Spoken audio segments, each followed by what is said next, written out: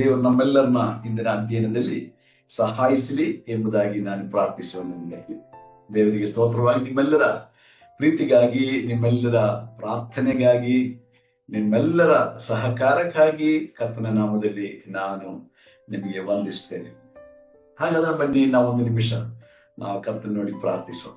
ಪ್ರೀತಿ ಸ್ವರೂಪನಾದ ದೇವರೇ, ಈ ಸಂಜೆ ವೇಳೆಯಲ್ಲಿ ನಾವು ಒಟ್ಟಾಗಿ ಸೇರಿ ಬಂದಿರುವಾಗ, ನಿನ್ನ ವಾಕ್ಯಗಳ ಅಧ್ಯಯನಕ್ಕಾಗಿ ನಾವು ಕೂಡಿರುವಾಗ, ವಾಕ್ಯವನ್ನು ಕೊಟ್ಟಂತ ಪವಿತ್ರಾತ್ಮ ದೇವರೇ, ಆ ವಾಕ್ಯದ ಸತ್ಯಾರ್ಥಗಳನ್ನ, ಅದರ ಆಳವನ್ನ, ಉದ್ದೇಶವನ್ನ ನಾವು ತಿಳಿದುಕೊಳ್ಳುವಂತೆ ನಮ್ಮೆಲ್ಲರ ಮನೋನೇತ್ರಗಳನ್ನ ತೆರೆಯಬೇಕೆಂದು ಪ್ರಾರ್ಥಿಸ್ತೇವೆ. ಸ್ವಾಮಿ, ಆ ಎಫೆಸ ಪತ್ರದ ಅಧ್ಯಯನದ ಆರಂಭದಲ್ಲಿ ನಾವು ನೋಡಿಕೊಂಡ ಹಾಗೆ ಸಭೆಗೋಸ್ಕರವಾಗಿ ಪೌಲನು, ಪತ್ರಿಕೆಗಾರನು, ನಿನ್ನ ಸೇವಕನು, ನಿನ್ನ ಘನಪೋಸ್ತಲನು ವಿಶ್ವಾಸಿಗಾಗಿ ಪ್ರಾರ್ಥಿಸುವಾಗ ಅವರ ಹೃದಯದ ಕಣ್ಣುಗಳು, ಮನೋನೇತ್ರಗಳನ್ನು ಬೆಳಗಿಸಿರಿ ಎಂಬುದಾಗಿ ನಿನ್ನನ್ನು ಬೇಡಿಕೊಂಡದನ್ನ ನಾವು ನೆನಪು ಮಾಡಿಕೊಳ್ಳುತ್ತೇವೆ.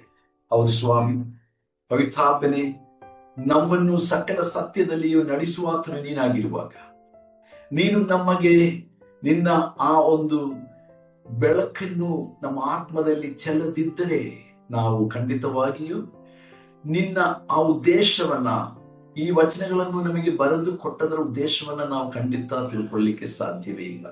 ಆದ ಕಾರಣ ಪವಿತ್ರಾತ್ಮ ದೇವರೇ, ನಮ್ಮ ಪ್ರಾರ್ಥನೆಯನ್ನು ಆಲಿಸಿ ನಮ್ಮನ್ನು ಆಶೀರ್ವದಿಸು. ಕರ್ತನೆ, ನಿನ್ನ ಕೃಪೆಯಲ್ಲಿ ನಮ್ಮನ್ನು ಮುಚ್ಚುಮರೆ ಮಾಡೋದಕ್ಕಾಗಿ ಸ್ತೋತ್ರ. ಬಂದಿರುವ ಎಲ್ಲ ಪ್ರಿಯರನ್ನು ವ್ಯಕ್ತಿಗತವಾಗಿ, ಕುಟುಂಬವಾಗಿ ಮತ್ತು ಕೆಲವರು ಸಭೆಯಾಗಿ ಒಂದು ವೇಳೆ ಸೇರಿರ್ಬೋದು, ಅವರಿಗಾಗಿ ನಾವು ಪ್ರಾರ್ಥಿಸುತ್ತೇವೆ. ಅವರನ್ನು ಆಶೀರ್ವದಿಸು. ಮಾತ್ರವಲ್ಲದೆ ಇದು ಯೂಟ್ಯೂಬಿನಲ್ಲಿ ಅನೇಕರು ವೀಕ್ಷಿಸುವಾಗ ಅವರಿಗೂ ಇದು ಆಶೀರ್ವಾದವಾಗಿ ಭವಿಸಲಿ ಎಂಬುದಾಗಿ ನಾವು ಪ್ರಾರ್ಥಿಸುತ್ತೇವೆ. ಹಾಗೆ ಮಾಡೋದಕ್ಕಾಗಿ ಸ್ತೋತ್ರ. ಯೇಸು ಕ್ರಿಸ್ತನಲ್ಲಿ ಬೇಡಿದ್ದೇನೆ ತಂದೆ, ಆಮೇಲೆ ಆಮೇಲೆ. ಸರಿ, ದೇವರಿಗೆ ಸ್ತೋತ್ರವಾಗಲಿ. ನಾವು ಈವರೆಗೂ ಎಫೆಸದವರಿಗೆ ಬರೆದ ಪತ್ರ ಅದರ 4ನೇ ಅಧ್ಯಾಯದ 1ರಿಂದ 6 ವಚನಗಳ ತನಕ ನಾವು ಅಧ್ಯಯನ ಮಾಡಿ ಆಯಿತು. ಇವತ್ತು ನಾವು 7ನೇ ವಾಕ್ಯದಿಂದ ಅಧ್ಯಯನ ಮಾಡಿಕೊಳ್ಳಬೇಕಾಗಿದೆ. ಈಗಾಗಲೇ ಅನೇಕ ಸಂಗತಿಗಳನ್ನು ನಾವು ನೋಡಿಕೊಂಡೆವು. ಹಿಂದಿನ ಆ ಒಂದು ಅಧ್ಯಯನದಲ್ಲಿ 6 ಸಂಗತಿಗಳನ್ನ ನಾನು ನಿಮಗೆ ಹೇಳಿದೆ. 6 ಏಕತೆಗಳ ಕುರಿತಾಗಿ ಅಥವಾ 6 ಒಂದುಗಳ ಕುರಿತಾಗಿ ನಾನು ಹೇಳಿದೆ. ಅದರಲ್ಲಿ ಕಡೆಯದಾಗಿರುವಂಥದ್ದು 7ನೆಯ ಒಂದು. ಈ ಒಂದು 4ನೇ ಅಧ್ಯಾಯದ 1ನೇ ವಚನದಿಂದ ನಾವು 6 ವಾಕ್ಯಗಳ ತನಕ ಓದುವಾಗ ಅಲ್ಲಿ ಕೊನೆಯದಾಗಿ ನಾನು ಕಳೆದ ಅಧ್ಯಯನದಲ್ಲಿ ಬಿಟ್ಟಂತ ಆ ಒಂದು ಹೇಳಿ ಮುಂದುವರಿಸಿಕೊಳ್ಳೋದಕ್ಕೆ ಬಯಸ್ತೇನೆ. ಆ ಒಂದು ವಿಷಯ ಯಾವುದಂದ್ರೆ, 6ನೇ ವಚನದಲ್ಲಿ ನಾವು ಗಮನಿಸುವಾಗ, ಎಲ್ಲರಿಗೂ ತಂದೆಯಾಗಿರುವ ದೇವರು ಒಬ್ಬನೇ. ನೋಡ್ರಿ, ಈ ಪದ ಪ್ರಯೋಗ ಒಬ್ಬನೇ. ನಾವೆಲ್ಲರೂ ಒಂದೇ ದೇಹಕ್ಕೆ ಸೇರಿದವರು, ಒಬ್ಬನೇ ಆತ್ಮವನ್ನು ಹೊಂದಿದ್ದವರು. ಇದೆಲ್ಲ 4ನೇ ವಾಕ್ಯದಲ್ಲಿ ಇದೆ. ಒಂದೇ ಪದವಿಯನ್ನು ನಿರೀಕ್ಷಿಸುವವರು ನಾವು. ಎಲ್ಲರಿಗೂ ನಮಗೆ ಒಬ್ಬನೇ ಕರ್ತನು, ನಮಗೆ ಭರವಸವು ಒಂದೇ, ನಮಗೆ ದೀಕ್ಷಾ ಸ್ನಾನ ಅಥವಾ ಸ್ನಾನ ದೀಕ್ಷೆ ಒಂದೇ. ಹೀಗೆ ಹೇಳುತ್ತಾ 6ನೇ ವಾಕ್ಯದಲ್ಲಿ ಕೊನೆಯದಾಗಿ ಪೌಲ ಹೇಳುತ್ತಾನೆ, ಇನ್ನೊಂದು ಒಂದಿದೆ. ಅದು ಯಾವುದಂದ್ರೆ, ನಮಗೆಲ್ಲರಿಗೂ ತಂದೆಯಾಗಿರುವ ಒಬ್ಬ ದೇವರಿದ್ದಾನೆ ಎಂಬುದಾಗಿ ಹೇಳುತ್ತಾನೆ. ನೋಡಿ, ಈ ಒಂದು ಭಾಗದಲ್ಲಿ 4ನೇ ಅಧ್ಯಾಯದಲ್ಲಿ ತ್ರಯೇಕತ್ವವನ್ನ ನಾವು ಗಮನಿಸುತ್ತೇವೆ. ಬೈಬಲ್ನಲ್ಲಿ ಟ್ರಿನಿಟಿ ಎಂಬ ಒಂದು ಪದ ಇಲ್ಲದಿದ್ದರೂ ಆದಿಕಾಂಡದಿಂದ ಹಿಡಿದು ಪ್ರಕಟಣೆಯವರೆಗೂ ಇರುವ ಒಂದು ಸತ್ಯವಾಗಿದೆ, ದೇವರು ತ್ರಯೇಕನಾಗಿದ್ದಾನೆ. 3 ವ್ಯಕ್ತಿಗಳಾಗಿ ಮನುಷ್ಯರಿಗೆ ತೋರಿಸಿಕೊಂಡಂತ ಒಬ್ಬನೇ ದೇವರು ಎಂಬುದಾಗಿ ನಾವು ತ್ರಯೇಕತ್ವದ ಬಗ್ಗೆ ಕಲಿಯುವಾಗ ತಿಳ್ಕೊಳ್ತೇವೆ. ಅಂದ್ರೆ ಸತ್ವಾರ್ಥದಲ್ಲಿ ಒಬ್ಬನು, ಗುಣಾರ್ಥಗಳಲ್ಲಿ ಒಬ್ಬನು, ಆದರೆ ವ್ಯಕ್ತಿತ್ವದಲ್ಲಿ 3 ಆಗಿದ್ದಾರೆ. ಈ ರೀತಿಯಾಗಿರುವ ತ್ರಯೇಕ ದೇವರು ಎಂಬುದಾಗಿ ನಾವು ಗಮನಿಸ್ತೇವೆ. ನೋಡ್ರಿ, ಇಲ್ಲಿ ದೇವರ ತಂದೆಯಾದ ದೇವರ ಬಗ್ಗೆ ನಾವಿಲ್ಲಿ ನೋಡುತ್ತೇವೆ, ಹಾಗೂ ಪವಿತ್ರಾತ್ಮನಾದ ದೇವರ ಬಗ್ಗೆ ನಾವು ನೋಡುತ್ತೇವೆ, ಮತ್ತು ಕುಮಾರನಾದ ಯೇಸು ಕ್ರಿಸ್ತನ ಕುರಿತಾಗಿ ನಾವು ನೋಡುತ್ತೇವೆ. ಈ ಒಂದು ಸತ್ಯಾರ್ಥವು ಒಂದು ಸರೆ ಅಥವಾ ಒಂದು ಚೈನಿನ ಒಂದು ಲಿಂಕಿನ ಹಾಗೆ ಒಂದಕ್ಕೊಂದು ಜೋಡಿಸಲಾಗಿದೆ. ಮೊದಲನೇ ಪುಸ್ತಕದಿಂದ ಹಿಡಿದು ಕೊನೆಯ ಪುಸ್ತಕವಾದ ಪ್ರಕಟಣೆಯವರೆಗೂ ಈ ತ್ರಯೇಕ ದೇವರ ಒಡನಾಟ, ತ್ರಯೇಕ ದೇವರ ಆ ಒಂದು ಕಾರ್ಯಕ್ರಮವನ್ನ ಇತಿಹಾಸದಲ್ಲಿ, ಮನುಷ್ಯರ ಮಧ್ಯದಲ್ಲಿ, ಪ್ರಪಂಚದಲ್ಲಿ ಕಣ್ಣಿಗೆ ಕಾಣಿಸುವಂತ ಇದೆ ಲೋಕದಲ್ಲಿಯೂ, ಕಾಣಿಸಿಕೊಳ್ಳದೇ ಇರತಕ್ಕಂಥ ಲೋಕದಲ್ಲಿಯೂ ತ್ರಯೇಕ ದೇವರ ಒಡನಾಟ, ಕೆಲಸ, ಆತನ ಪ್ರಸನ್ನತೆ ಎಷ್ಟು ತುಂಬಿಕೊಂಡಿದೆ ಎಂಬುದನ್ನ ನಾವು ಗಮನಿಸುವಾಗ ಬಹಳ ಆಶ್ಚರ್ಯ. ನಾವು ನಂಬಿರುವಂತ ದೇವರು ಎಷ್ಟು ಅದ್ಭುತನಾಗಿದ್ದಾನೆ. ಖಂಡಿತವಾಗಿಯೂ ಯೆಶಾಯನು ಹೇಳೋ ಪ್ರಕಾರ ಆತನ ಅದ್ಭುತ ಸ್ವರೂಪನು, ಆತನು ಆಲೋಚನಾ ಕರ್ತನು. ದೇವರಿಗೆ ಸ್ತೋತ್ರವಾಗಲಿ, ಹಾಲೆಲೂಯ. ಸೊ ಎಲ್ಲರಿಗೂ ತಂದೆಯಾಗಿರುವ ದೇವರು ಒಬ್ಬನೇ, ಕರ್ತನಾದ ಯೇಸು ಕ್ರಿಸ್ತನಿಗೆ ಆತನು ತಂದೆಯಾಗಿರುವ ಹಾಗೆ ಈ ತಂದೆಯಾದ ದೇವರು ಸೃಷ್ಟಿಕರ್ತನಾದ ಯಾವೇ ಯೆಹೋವನು, ಒಡೆಯನು, ಕರ್ತನು, ಸಾರ್ವಭೌಮನು, ಆತನು ನಮಗೂ ಸಹ ತಂದೆಯಾಗಿದ್ದಾನೆ ಎಂಬ ಸತ್ಯವು ಇಲ್ಲಿ ಪೌಲನು ಹೇಳುತ್ತಾನೆ. ಆತನು ಎಲ್ಲರ ಮೇಲಿರುವವನು, ಎಲ್ಲರ ಮುಖಾಂತರ ಕಾರ್ಯ ನಡೆಸುವವನು, ಎಲ್ಲರಲ್ಲಿ ವಾಸಿಸುವವನೂ ಆಗಿದ್ದಾನೆ. ನೋಡ್ರಿ, ದಿಸ್ ಇಸ್ ಎಕ್ಸ್ಪ್ಲನೇಷನ್. ಆತನ ವಲ್ಲಭತ್ವ, ಅದರ ಒಂದು ವಿವರಣೆ ಈ 6ನೇ ವಾಕ್ಯದಲ್ಲಿ ನಾವು ನೋಡುತ್ತೇವೆ. ಎಲ್ಲರ ಮೇಲೆ ಇರುವವನು ಅಂದ್ರೆ ಎಲ್ಲರಿಗೂ ಅಧಿಪತಿ, ಒಡೆಯನು, ಯಜಮಾನನೇ, ಸರ್ವಾಧಿಪತ್ಯವುಳ್ಳವನು ಎಂಬುದಾಗಿ ಅದರ ಅರ್ಥ. ಆಮೇಲೆ ಎಲ್ಲರ ಮುಖಾಂತರ ಕಾರ್ಯ ನಡೆಸುವವನು. ನೋಡ್ರಿ, ಎಲ್ಲರ ಮೂಲಕವಾಗಿ ದೇವರ ಮನೆಯಲ್ಲಿ, ದೇವರ ಸಭೆಯಲ್ಲಿ, ಕರ್ತನ ದೇಹದಲ್ಲಿ ಆತನು ತನ್ನ ಕಾರ್ಯವನ್ನು ನಡೆಸ್ತಾನೆ. ಅದಕ್ಕಾಗಿ ಎಲ್ಲರನ್ನೂ ಆತನು ಉಪಯೋಗಿಸ್ಕೊಳ್ತಾನೆ. That is very interesting. ಮತ್ತೆ ಎಲ್ಲರಲ್ಲಿ ವಾಸಿಸುವವನೂ ಆಗಿದ್ದಾನೆ. ದೇವರು ಎಲ್ಲರಲ್ಲಿಯೂ ವಾಸಿಸುತ್ತಾನೆ. ಈಗ ಮೊದಲನೇದಾಗಿ ಎಲ್ಲರ ಮುಖಾಂತರ ಕಾರ್ಯ ನಡೆಸುವವನು. ತಂದೆಯಾದ ದೇವರು ಎಲ್ಲರ ಮುಖಾಂತರ ತನ್ನ ಕಾರ್ಯವನ್ನು ನಡೆಸ್ತಾನೆ. ಇದು ತಂದೆಯಾದ ದೇವರ ಅನಾದಿ ಕಾಲದ ಯೋಜನೆ.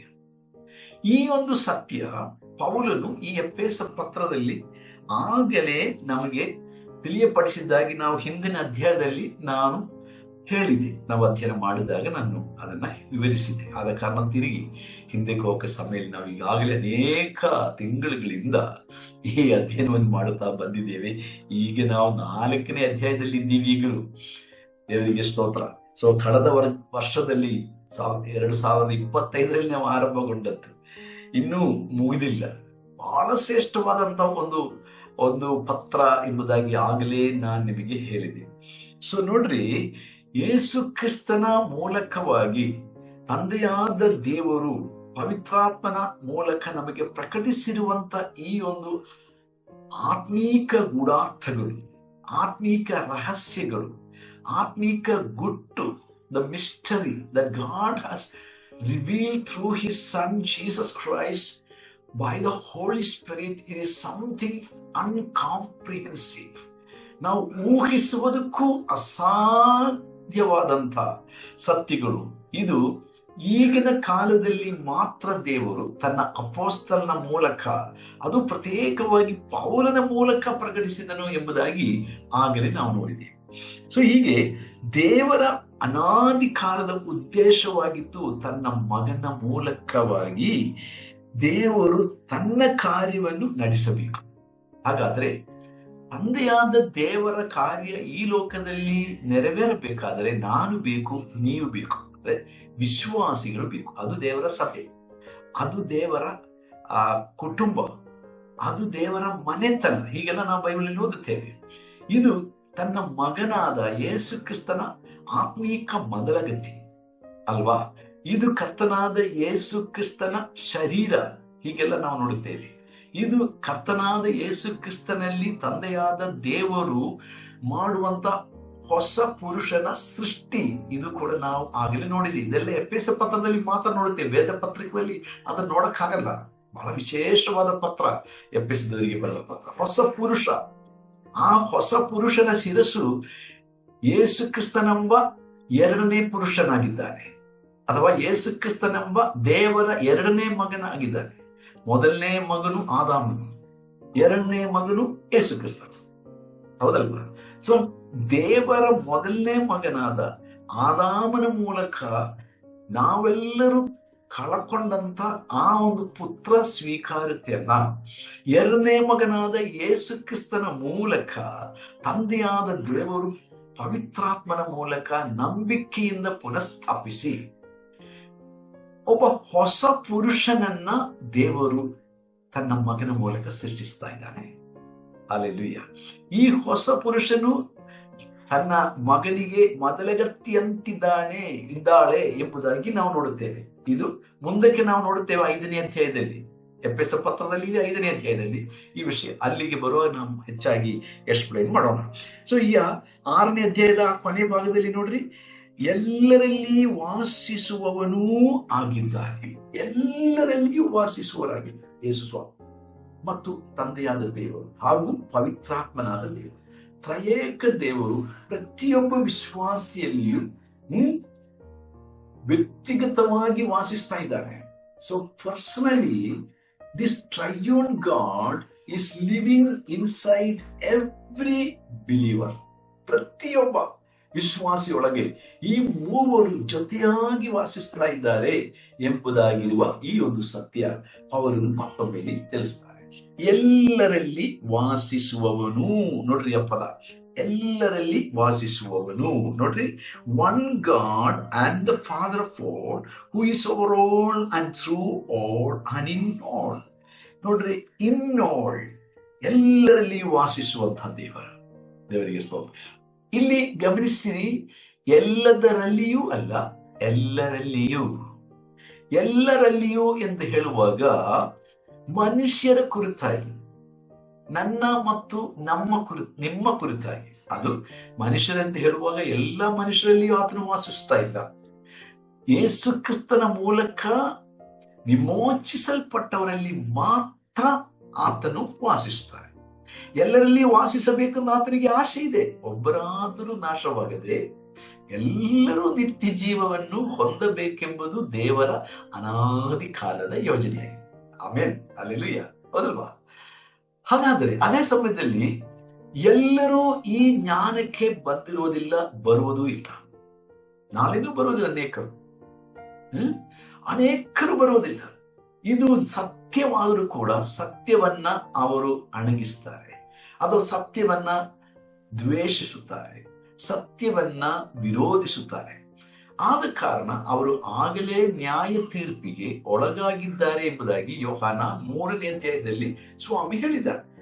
16ನೇ ವಚನ ನಮಗೆಲ್ಲರಿಗೂ ಗೊತ್ತಿದೆ, ಯೋಹಾನ 3:16 ಅಲ್ವಾ? ಆದ್ರೆ 17ನೇ ವಚನದಲ್ಲಿ ಬರೆದದ್ದೇ, ಒಬ್ಬನೇ ಮಗನನ್ನು ಅವರು ನಂಬದೆ ಹೋದದರಿಂದ ಅಂತವರಿಗೆ ಆಗಲೇ ತೀರ್ಪು ಆಗಿ ಹೋಯಿತು. They are already condemned. Why? Because they have deliberately denied the Son of God, the one who has promised the eternal life. ದೇವಕುಮಾರನ ಮೂಲಕವಾಗಿ ಹೊಂದಿಕೊಳ್ಳಬೇಕಾದ ನಿತ್ಯ ಜೀವವನ್ನು ಅವರು ಮನಸಾರೆ ತಳ್ಳಿ ಹಾಕಿದ್ದರಿಂದ ದೇವರ ತೀರ್ಪಿಗೆ ಅವರು ಒಳಗಾಗಿದ್ದಾರೆ. ಆಲ್ರೆಡಿ ಅಂತ ಇದೆ ಅರ್ಥ.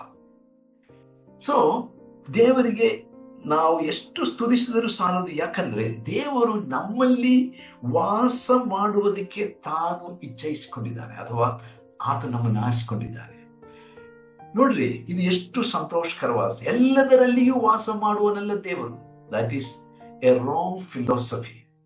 ಇದು ತಪ್ಪಾದ ಒಂದು ಏನ್ ಹೇಳ್ತೀರಾ ಫಿಲಾಸಫಿ ಆಗಿದೆ. ಒಂದು ಶಾಸ್ತ್ರವಾಗಿದೆ. ಆದ್ರೆ ಎಲ್ಲರಲ್ಲಿಯೂ ಎಂದು ಹೇಳುವಾಗ ಅದು ಮನುಷ್ಯರ ಕುರಿತಾಗಿ ಮತ್ತು ಈ ಪತ್ರಿಕೆಗೆ ಸಂಬಂಧವಾಗಿ ನಾವು ಗಮನಿಸುವಾಗ ಕ್ರಿಸ್ತನಲ್ಲಿ ನಂಬಿಕೆ ಇಟ್ಟವರ ಕುರಿತಾಗಿ ಇಲ್ಲಿ ಪೌಲ್ ಹೇಳುತ್ತಾ ಇದ್ದಾನೆ. ಎಲ್ಲರಲ್ಲಿ ವಾಸಿಸುವವನು. ಈ ಲೋಕದ ಅನೇಕ ಧರ್ಮಗಳು ಹೇಳುವಂಥದ್ದು ದೇವರು ಎಲ್ಲದರಲ್ಲಿಯೂ ಇದ್ದಾರೆ, ಅಥವಾ ದೇವರು ಎಲ್ಲಾ ವಸ್ತುಗಳಲ್ಲಿ ಎಲ್ಲಾ ಸೃಷ್ಟಿಗಳಲ್ಲಿಯೂ ಇದ್ದಾನೆ. ಆದರೆ ಬೈಬಲ್ ಹಾಗೆ ನಮಗೆ ಹೇಳುತ್ತಾ ಇಲ್ಲ. ಎಲ್ಲದರಲ್ಲಿಯೂ ದೇವರಿಲ್ಲ, ಆದರೆ ಎಲ್ಲದರಲ್ಲಿಯೂ ದೇವರ ಮಹಿಮೆಯನ್ನು ದೇವರು ಪ್ರಕಟಿಸಿಕೊಂಡಿದ್ದಾನೆ. ಅದು ನಾವು 19ನೇ ಕೀರ್ತನೆಯಲ್ಲಿ ಮತ್ತು ಬೇರೆ ಕೀರ್ತನೆಗಳಲ್ಲಿ ಎಲ್ಲ ನಾವು ನೋಡುತ್ತೇವೆ. ಹಾಗೂ ಬೇರೆ ಭಾಗಗಳಲ್ಲಿ ಕೂಡ ಹೊಸ ಒಡಂಬಡಿಕೆಯಲ್ಲಿ ಕೂಡ ನಾವು ಗಮನಿಸುವಾಗ ದೇವರ ವೈಭವ, ದೇವರ ಮಹಿಮೆ, ದೇವರು ತನ್ನ ಸೃಷ್ಟಿಯಲ್ಲಿ, ರೋಮಾಪುರದವರಿಗೆ ಬರೆದ ಪತ್ರ 1ನೇ ಅಧ್ಯಾಯದಲ್ಲಿ ದೇವರು ಹೇಳುತ್ತಾನೆ, ತನ್ನ ಸೃಷ್ಟಿಯಲ್ಲಿ ದೇವರು ತನ್ನ ಮಹಿಮೆಯನ್ನ ಪ್ರಕಟಿಸಿದ್ದಾನೆ. ಆದ್ರೆ ದೇವರು ಸೃಷ್ಟಿಯಲ್ಲಿ ಈ ವಸ್ತುಗಳಲ್ಲಿ ಅಥವಾ ಈ ಪಶು ಪಕ್ಷಿ ಗಿಡ ಲೆತ್ತೆ ಇವುಗಳಲ್ಲಿ ಇಲ್ಲ. ಇವತ್ತು ಪ್ರತ್ಯೇಕವಾಗಿ ಲೋಕದಲ್ಲಿ ಅನೇಕ ಧರ್ಮಗಳಲ್ಲಿ ಈ ಒಂದು ನಂಬಿಕೆ ಇದೆ, ದೇವರು ಎಲ್ಲದರಲ್ಲಿಯೂ ಇರುವಾತನು. ಆದರೆ ಇದು ಸುಳ್ಳು. ಸೈತಾನನು ಈ ರೀತಿಯಾಗಿ ಮಿಲಿಯಾಂತರ ಜನರ ಮನಸ್ಸನ್ನ ಕೆಡಿಸಿದ್ದಾನೆ ಈ ಒಂದು ದುರ್ಬೋಧನೆಯಿಂದ. ಇವತ್ತು ಈ ರೀತಿಯಾಗಿ ಬೋಧಿಸುವಂತ ಕ್ರೈಸ್ತರು ಕೂಡ ಇದ್ದಾರೆ. ಆದ ಕಾರಣ ಅವರು ತಮ್ಮ ಕೈಯಿಂದ ಮಾಡಿದಂತ ತಮ್ಮ ದೇವರುಗಳಲ್ಲಿ, ತಮ್ಮ ಸೃಷ್ಟಿಯ ದೇವರುಗಳಲ್ಲಿ ಅವರು ದೇವರನ್ನು ಹುಡುಕುತ್ತಾ ಇದ್ದಾರೆ. ಆದರೆ ಇವರು ಮೂರ್ಖರು ಎಂಬುದಾಗಿ 15ನೇ ಕೀರ್ತನೆಯಲ್ಲಿ ಬಹಳ ಸ್ಪಷ್ಟವಾಗಿ ದೇವರ ಭಕ್ತನಾದ ದಾವೀದ ಹೇಳ್ತಾನೆ. ಅವರ ವಿಗ್ರಹಗಳು ಅವರ ಕೈ ಕೆಲಸ, ಅವುಗಳಿಗೆ ಜೀವ ಇಲ್ಲ, ನಿರ್ಜೀವ ವಸ್ತುಗಳು. ನೋಡ್ರಿ, ಅಪೊಸ್ತಲ ಕೃತ್ಯಗಳು 17ನೇ ಅಧ್ಯಾಯದಲ್ಲಿ 1ನೇ ಶತಮಾನದಲ್ಲಿ ಪೌಲನು ಪ್ರಪಂಚದಲ್ಲಿದ್ದಂತ ಅತಿ ಬುದ್ಧಿವಂತರ ಒಂದು ಪಟ್ಟಣದಲ್ಲಿ ಅಥವಾ ಗ್ರೀಕರ ಮಧ್ಯದಲ್ಲಿ ಹೇಳುತ್ತಾನೆ, ಮನುಷ್ಯರು ಕೈಯಿಂದ ಕಟ್ಟಿರುವ ಯಾವ ಗುಡಿಗಳಲ್ಲಿಯೂ ವಾಸ ಮಾಡುವಂತವನಲ್ಲ, ಭೂಮಿ ಆಕಾಶಗಳ ಒಡೆಯನಾದ ದೇವರು. C, what a clear statement. ಎಂಥ ನೇರವಾದ, ನಿಕಟವಾದ ಸತ್ಯವಾದಂತ ಒಂದು ಸತ್ಯವನ್ನ ಪೌಲನಲ್ಲಿ ಹೇಳ್ತಾ ಇದ್ದಾನೆ. ಬುದ್ಧಿಜೀವಿಗಳು ಎಂದು ಹೇಳುವಂತ ತತ್ವಜ್ಞಾನದಲ್ಲಿ ಉನ್ನತಿಯನ್ನು ಏರಿದ ಗ್ರೀಕರಿಗೆ ಪೌಲ ಹೇಳ್ತಾ ಇದ್ದಾನೆ, ಮನುಷ್ಯರು ಕೈಯಿಂದ ಕಟ್ಟಿರುವ ಯಾವ ಗುಡಿಗಳಲ್ಲಿಯೂ ವಾಸ ಮಾಡುವನಲ್ಲ ದೇವರು. ಆದರೆ ದೇವರು ತನ್ನ ಕೈಯಿಂದ ಸೃಷ್ಟಿಸಿದ ನನ್ನಲ್ಲಿ, ನಿಮ್ಮಲ್ಲಿ ಹಾಗೂ ಇತರ ಎಲ್ಲ ಮನುಷ್ಯರಲ್ಲಿಯೂ ವಾಸ ಮಾಡಬೇಕೆಂದು ಬಯಸ್ತಾರೆ. ಈಗಾಗಲೇ ನಮ್ಮೊಳಗೆ ಇದ್ದಾನೆ. ಯಾಕಂದ್ರೆ ನಾವು ಕರ್ತನನ್ನ ನಮ್ಮ ರಕ್ಷಕನಾಗಿ, ದೇವರಾಗಿ, ಒಡೆಯನಾಗಿ ಯೇಸು ಕ್ರಿಸ್ತನ ಮೂಲಕವಾಗಿ ಸ್ವೀಕಾರ ಮಾಡಿಕೊಂಡಿದ್ದೀವಿ ನಾವು. ಆದ ಕಾರಣ ತ್ರಯೇಕ ದೇವರು ನಮ್ಮೊಳಗಡೆ ಇದ್ದಾನೆ. ಆದರೆ ಇವತ್ತು ಎಷ್ಟೋ ಸಾವಿರಾರು ಮಿಲಿಯಾಂತರ ಜನರಲ್ಲಿ ಈ ತ್ರಯೇಕ ದೇವರ ನಿವಾಸವಿಲ್ಲ, ಆತನ ಸಾನ್ನಿಧ್ಯವಿಲ್ಲ. ನಾವು 1 ಕೊರಿಂಥ ಪತ್ರದಲ್ಲಿ ನಾವು ಓದುತ್ತೇವೆ, 3ನೇ ಅಧ್ಯಾಯ ಹಾಗೂ 6ನೇ ಅಧ್ಯಾಯದಲ್ಲಿ, ಬೇರೆ ಕಡೆಗಳಲ್ಲಿ ಸಹ ಇದೆ, ನೀವು ದೇವರ ಆಲಯ, ನಿಮ್ಮೊಳಗಡೆ ನಾನು ವಾಸ ಮಾಡ್ತಾ ಇದ್ದೇನೆ, ನೀವೇ ನನಗೆ ಆಲಯ. ಹೌದಲ್ಲ? ಸೊ ದೇವರು ವಾಸ ಮಾಡುವ ಒಂದು ಸ್ಥಳವನ್ನಾಗಿ, ಆಲಯವನ್ನಾಗಿ, ಕಟ್ಟಡವನ್ನಾಗಿ ನಮ್ಮನ್ನು ದೇವರು ಆರಿಸಿಕೊಂಡಂತ ಕೃಪೆ ಎಷ್ಟು ದೊಡ್ಡದಾಗಿದೆ. ಹಾಲೆಲೂಯಾ, ದೇವರಿಗೆ ಸ್ತೋತ್ರವಾಗಿದೆ. ಸೊ ದೇವರು ಎಲ್ಲ ವಸ್ತು ಬಗೆಗಳಲ್ಲಿ ವಾಸಿಸುವವನಲ್ಲ ಎಂಬ ಸತ್ಯ ಮತ್ತೊಮ್ಮೆ ಪೌಲನು, ತತ್ವಜ್ಞಾನಿಯಾಗಿದ್ದ ಪೌಲನು, 1ನೇ ಶತಮಾನದಲ್ಲಿ ಪೌಲನು ಬಹಳ ವಿದ್ಯಾವಂತನಾಗಿದ್ದ, ತುಂಬಾ ವಿದ್ಯಾವಂತನಾಗಿದ್ದವನು. ತತ್ವಜ್ಞಾನದಲ್ಲಿ ಅವನು ಉನ್ನತ ಪದವಿಯನ್ನು ಪಡೆದವನಾಗಿದ್ದನೆಂಬುದಾಗಿ ಇತಿಹಾಸದಲ್ಲಿ ನಾವು ನೋಡುತ್ತೇವೆ. ಆ ಪೌಲನು ಹೇಳ್ತಾ ಇದ್ದಾನೆ, ನೋಡ್ರಿ, ದೇವರು ಎಲ್ಲರಲ್ಲಿಯೂ ವಾಸ ಮಾಡುತ್ತಾನೆ, ತನ್ನನ್ನು ನಂಬಿದವರೆಲ್ಲರಲ್ಲಿಯೂ ವಾಸ ಮಾಡುತ್ತಾನೆ, ಆದರೆ ಎಲ್ಲದರಲ್ಲಿಯೂ ವಾಸಿಸುವವನಲ್ಲ.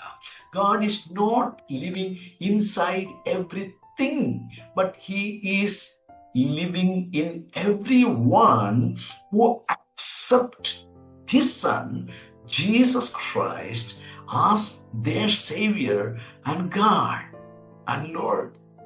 ಆದ ಕಾರಣ ಇಲ್ಲಿ ಪೌಲನು ಹೇಳ್ತಾನೆ, ಒಬ್ಬನೇ ಕರ್ತನು, ಒಬ್ಬನೇ ತಂದೆ, ಒಬ್ಬನೇ ಪವಿತ್ರಾತ್ಮ, ಒಂದೇ ದೀಕ್ಷಾ ಸ್ನಾನ, ಒಂದೇ ನಿರೀಕ್ಷೆ, ಒಂದೇ ಕರೆಯುವಿಕೆ, ಹಾಲೆಲೂಯ, ಒಂದೇ ಪದವಿ, ಒಂದೇ ದೇಹ, ಹಾಲೆಲೂಯ. ಸಭೆ ಎಂಬ ಈ ದೇಹ, ದೇವರಿಗೆ ಸ್ತೋತ್ರ. ಸಭೆ ಎಂಬ ದೇಹದಲ್ಲಿ ಆತನು ವಾಸ ಮಾಡುತ್ತಾನೆ. ಒಂದು ಬಿಲ್ಡಿಂಗ್ ನೊಳಗೆ ವಾಸ ಮಾಡುವನಲ್ಲ ನಮ್ಮ ದೇವರು. ಅದಾಗ್ಲೇ ನಾನು ಮತ್ತೆ ಸ್ಪಷ್ಟಪಡಿಸ್ತೇನೆ. ಈಗ 7ನೇ ವಾಕ್ಯದಿಂದ ನಾವು ಮುಂದರೋಣ. ನಮಗೆ ಇಲ್ಲದ್ರೆ ಸಮಯ ದಾಟುತ್ತೆ, ನಮಗೆ ಬಹಳ ಕಡಿಮೆ ಸಮಯ ಇರುವುದು. ಸೊ ಇಲ್ಲಿ ನಾವು ಗಮನಿಸುವಾಗ ನೋಡ್ರಿ, 7ನೇ ವಚನದಿಂದ ನಾವು ಮುಂದಕ್ಕೆ ಹೋದೋಣ. ಆದರೆ ಕ್ರಿಸ್ತನು ನಮ್ಮಲ್ಲಿ ಒಬ್ಬೊಬ್ಬನಿಗೆ ಅನುಗ್ರಹಿಸಿದ ಪ್ರಕಾರವೇ ಅವನವನಿಗೆ ಕೃಪಾವರವು ದೊರಕಿದೆ. 8ನೇ ವಚನ. ಆದ್ದರಿಂದ ಆತನು ಉನ್ನತ ಸ್ಥಾನಕ್ಕೆ ಏರಿದಾಗ ತಾನು ಜಯಿಸಿದ್ದ ಬಹು ಜನರನ್ನು ಸೆರೆ ಹಿಡಿದುಕೊಂಡು ಹೋಗಿ ಮನುಷ್ಯರಿಗೆ ದಾನಗಳನ್ನು ಮಾಡಿದನು ಎಂಬುದಾಗಿ ಪ್ರವಾದಿಯು ಹೇಳುತ್ತಾನೆ. 9ನೇ ವಚನ. ಏರಿ ಹೋದನೆಂದು ಹೇಳಿದ್ದರಲ್ಲಿ ಭೂಮಿಯ ಅಧೋಭಾಗಕ್ಕೆ ಇಳಿದಿದ್ದನೆಂದು ಎಂತಲೂ ಹೇಳಿದ ಹಾಗಾಯ್ತಲ್ಲ. 10ನೇ ವಚನ. ಇಳಿದು ಬಂದವನು ಮೇಲನ ಎಲ್ಲಾ ಲೋಕಗಳಿಂದ ಉನ್ನತವಾಗಿ ಏರಿ ಹೋದವನೇ ಆದದರಿಂದ ಸಮಸ್ತ ಲೋಕಗಳನ್ನು ತುಂಬಿದವನಾದನು.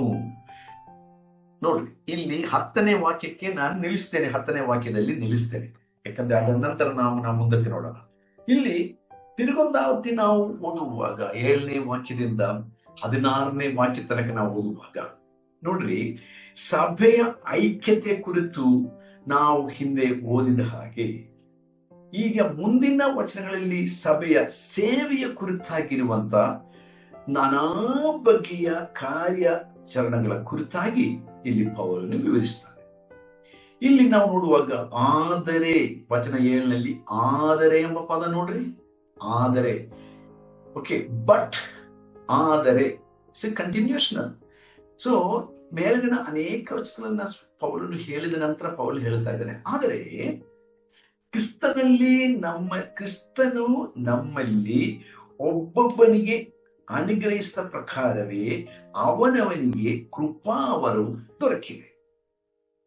ಈ ಕೃಪಾವರವು ಎಂಬುದು ಆತ್ಮೀಕ ಕಾರ್ಯಗಳನ್ನು ನಿರ್ವಹಿಸುವುದಕ್ಕೋಸ್ಕರ ದೇವರು ತನ್ನ ಆತ್ಮನ ಜ್ಞಾನದಿಂದ ಕೊಟ್ಟಿರುವಂತ ಸಂಗತಿಗಳು ಎಂಬುದಾಗಿ ನಾವು ನೋಡುತ್ತೇವೆ. 3ನೇ ಅಧ್ಯಾಯದ ಹಿಂದಕ್ಕೆ ನೋಡುವುದಾದ್ರೆ ಎಫೆಸ 3:2 ನಿಮಗೋಸ್ಕರ ನಿರ್ವಹಿಸುವುದಕ್ಕಾಗಿ ದೇವರು ನನಗೆ ಕೃಪೆಯಾಗಿ ಕೊಟ್ಟ ಕೆಲಸವನ್ನು ಇದುವರೆಗೆ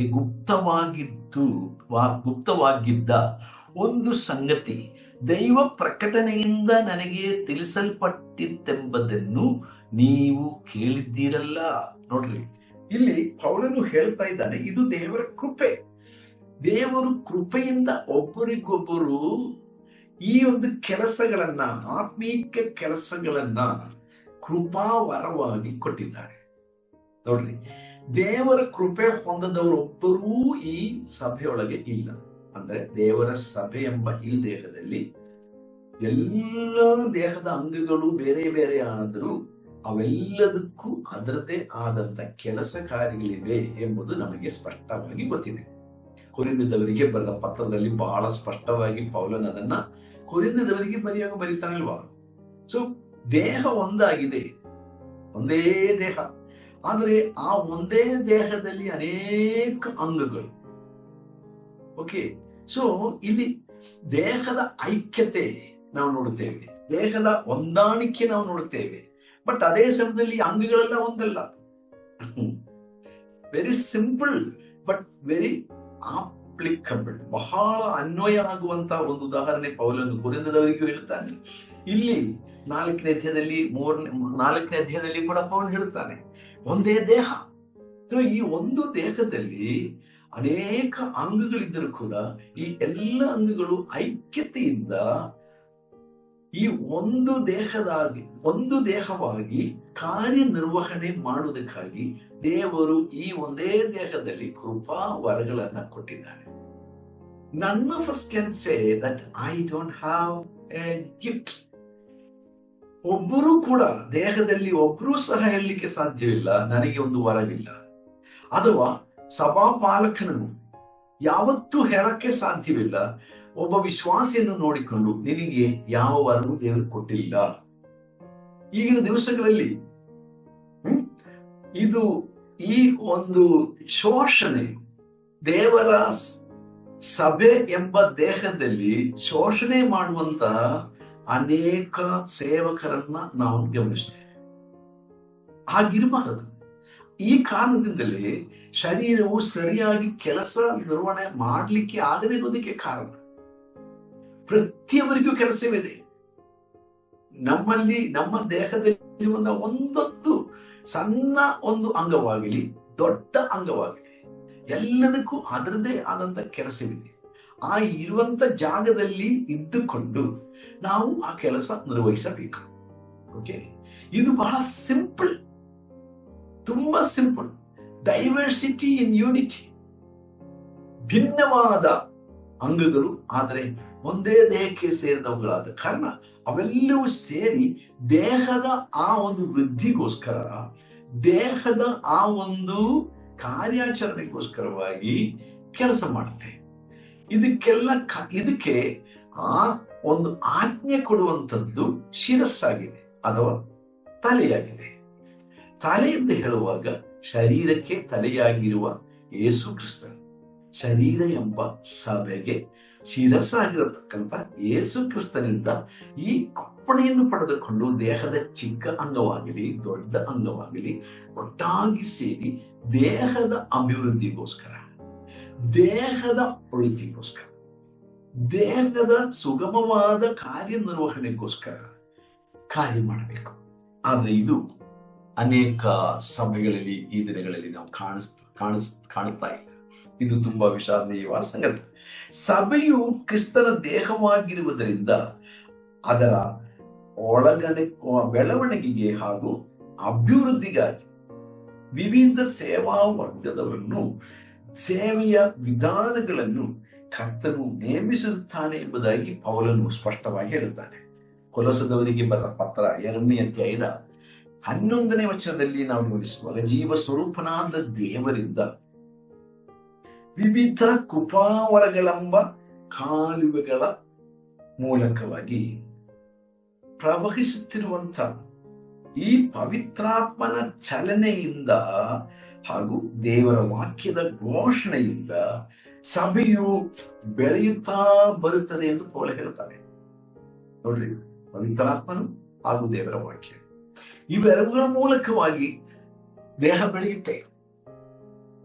ಆ ದೇಹದ ಬೆಳವಣಿಗೆಗೋಸ್ಕರವಾಗಿ, ಸ್ಥಿರತೆಗೋಸ್ಕರವಾಗಿ, ಆ ದೇಹದ ಆರೋಗ್ಯಕ್ಕೋಸ್ಕರವಾಗಿ ಪವಿತ್ರಾತ್ಮನು ಕೆಲಸ ಮಾಡುತ್ತದೆ.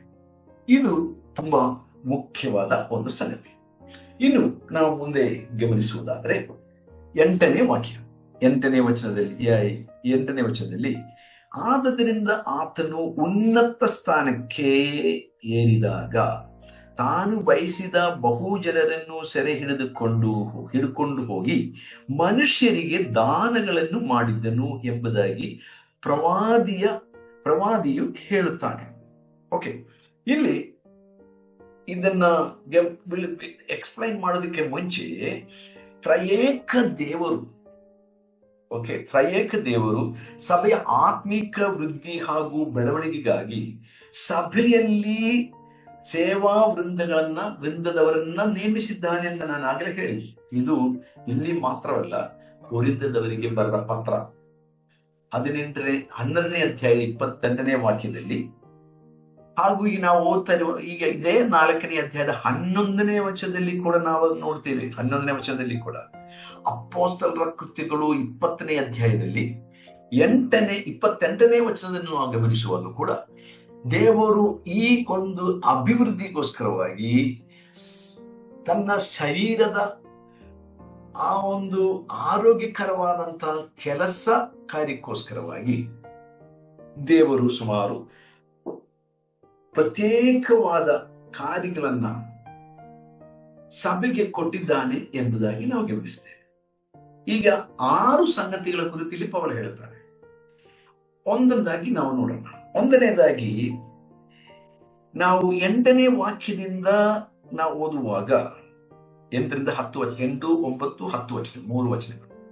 ಇಲ್ಲಿ ನಾವು ಗಮನಿಸುವಾಗ ಪುನರುತ್ಥಾನ ಹೊಂದಿದ ನಮ್ಮ ಕರ್ತನಾದ ಯೇಸು ಒಂದು ಜಯದ ಜಾತ್ರೆಯನ್ನ ಅಥವಾ ಜಯದ ಒಂದು ಮೆರವಣಿಗೆ ಯಾತ್ರೆಯನ್ನ ಆತನು ಮಾಡಿದ್ರ ಕುರಿತಾಗಿ, ಆತನು ಸ್ವರ್ಗಕ್ಕೆ ಏರಿ ಹೋದದ್ರ ಕುರಿತಾಗಿ ನಾವು ಗಮನಿಸ್ತೇವೆ.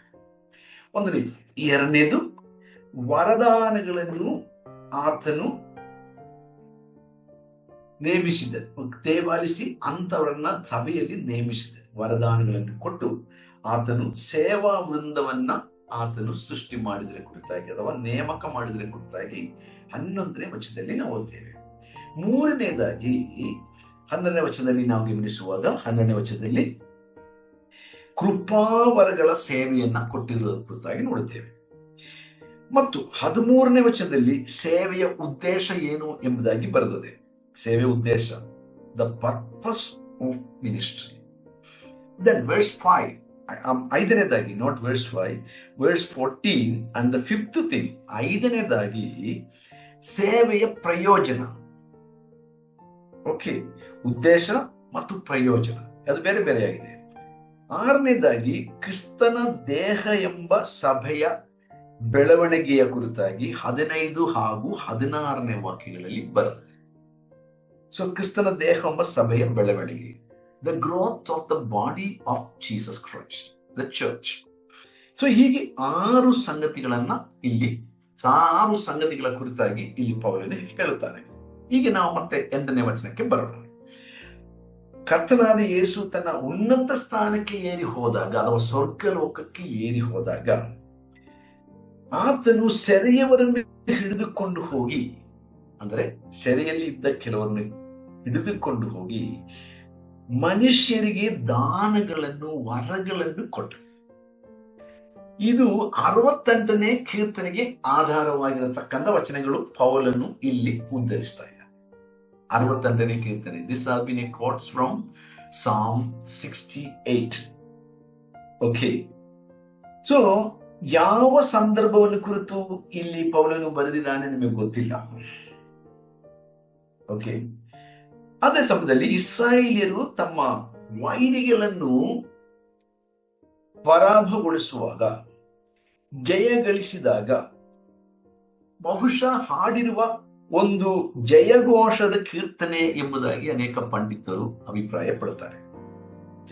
ಈ ಜಯವನ್ನು ಕ್ರಿಸ್ತನ ಪುನರುತ್ಥಾನ ಎಂಬ ಜಯಘೋಷಕ್ಕೆ ಹೋಲಿಸಿ ಪೌಲನು ಇಲ್ಲಿ ಈ ಉದ್ಧರಣಿಗಳನ್ನ ಬರೆದಿರುತ್ತಾನೆ ಎಂಬುದಾಗಿ ಅನೇಕ ವೇದ ಪಂಡಿತರು ಅಭಿಪ್ರಾಯ ಪಡುತ್ತಾರೆ.